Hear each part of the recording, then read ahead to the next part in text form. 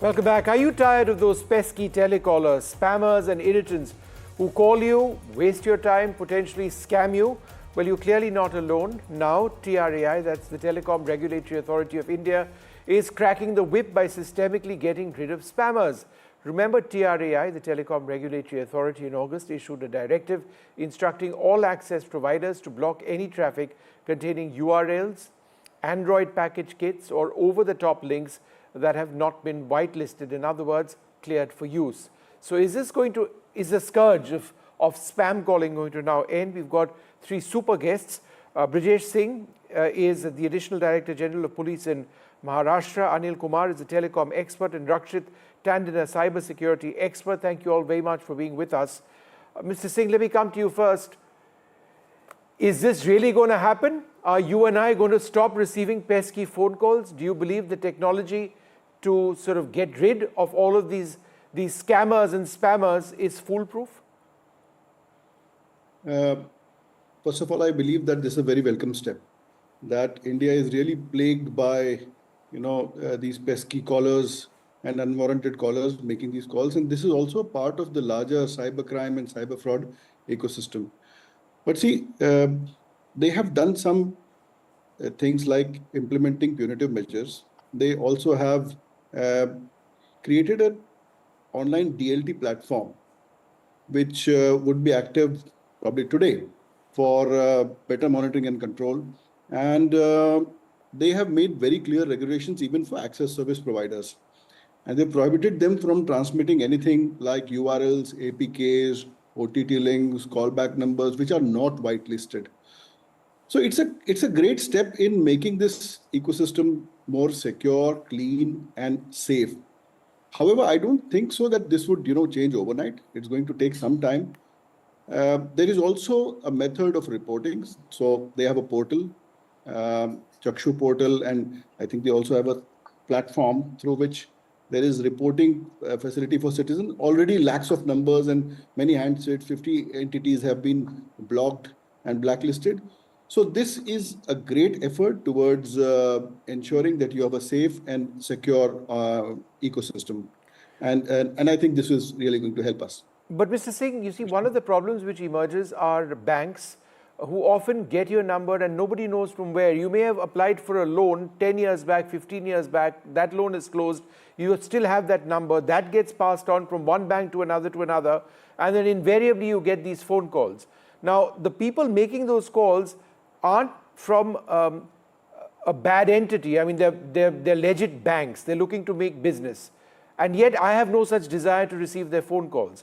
But on what basis can we deny them that opportunity of calling me? So there is a process. Like if you want to be a telemarketer, there has to be a process of registration. And so TRAI has made a single window where if you want to be a telemarketer, there is a process of registration. You'll have to pass through a process of registration. If you want to send an SMS or anything, then your template, your header has to be verified. And there has to be a complete chain of traceability and accountability, which would be maintained in this system. Now, anybody violating this will be proactively detected, and there are proactive measures for suspension of unregistered telemarketers.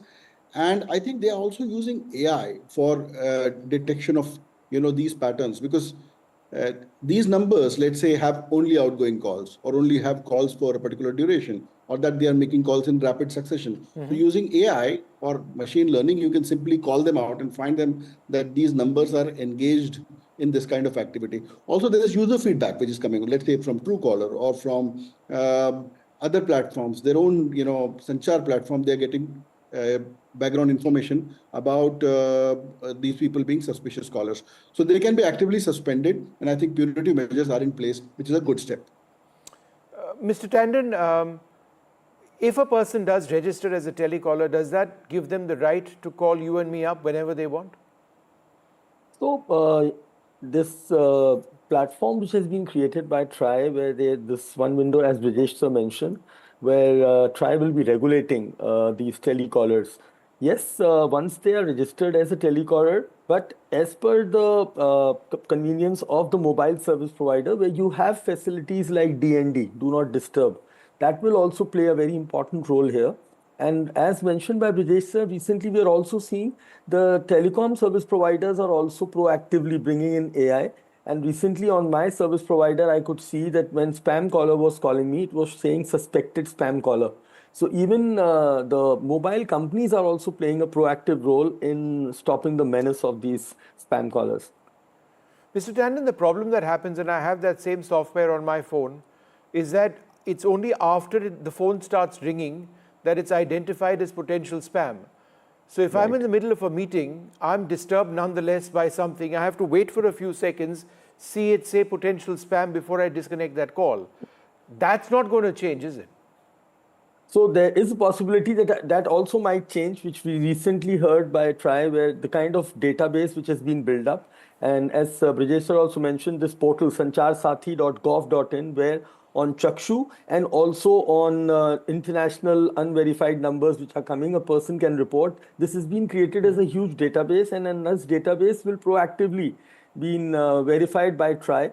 And there will be a possibility very soon where in live, you can say in real time, you'll be getting an update that this number is and you're right, because you can't give that access to any third party app, that any third party app sitting on your phone can, before the call starts ringing, it can come and check and tell you. So it takes some time, that is true. But yes, it might come in real time when it is being activated on all the service providers. Mr. Anil Kumar joins us as well. Mr. Kumar, it's one thing to have an irritating caller. It's something completely different to have somebody who's out to scam you. And scamming any number of people on a daily basis across our country is, it's almost a homegrown industry. Do you believe that this step might actually protect countless people? This is, I think, the TRAI, they have issued some rules and mandated the telecom service operators to follow that rule from tomorrow, from 1st October. So the rules which they have said, sir, is that any traffic containing URLs can be blocked. Android package kits, what are called APKs, can be blocked. Or over-the-top OTT links that have not been whitelisted can be blocked as well. By doing that, will people be protected is my question. No, I don't think so. Nobody can guarantee at this moment. Even the government also cannot guarantee, yes, from tomorrow, whatever links you have got from in your mobiles, you can blindly click. No. So there is a problem here. So whitelisting is all right, but there will be always some traffic coming in through these scamsters are very smart. They will see your the pattern, what kind of protection you are taking in your system. It will come to their notice that if they move around this regulations in this particular manner, they can skip that check. So don't even after tomorrow, don't click blindly on any link, whatever you receive on. Right. Think twice before clicking on any link. So because there is no guarantee, nobody is taking any guarantee that from tomorrow, all the links, whatever you have received, it will be all foolproof. Nothing, there will be nothing wrong in that. All right, Mr. Kumar, lots of important points over there. I'm afraid I'm running short on time, but these are important steps. Let's certainly hope it brings relief to countless people, including all of us on this panel, I'm sure. But we're out of time. Thank you all very much for being with us.